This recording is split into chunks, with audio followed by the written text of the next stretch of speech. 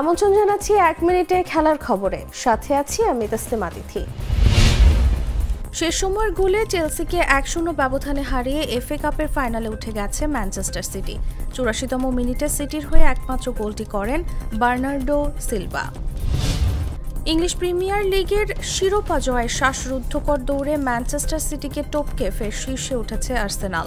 শনিবার রাতে উলভারহ্যাম্পটনকে 2-0 গোলে পূর্ণ 3 পয়েন্ট নিয়ে মাঠ ছেড়েছে গানাররা। 33 ম্যাচে আর্সেনালের পয়েন্ট 74, এক ম্যাচ কম খেলে সিটির পয়েন্ট 73। 71 পয়েন্ট নিয়ে তৃতীয় স্থানে আছে লিভারপুল। জোড়া গোল করলেন লিওনেল মেসি। টানা দ্বিতীয় জয় পেল ইন্টার মিয়ামি। রবিবার সকালে ন্যাশভিলে এফসিকে 3-1 ব্যবধানে হারিয়েছে তারা। অথচ চেজ স্টেডিয়ামে মাত্র 2 মিনিটে আত্মঘাতী গোলে পিছিয়ে পড়েছিল মিয়ামি।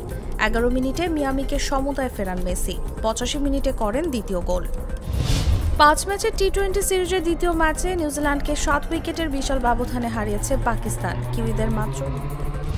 এখানেই শেষ করছি 1 মিনিটের খেলার খবর।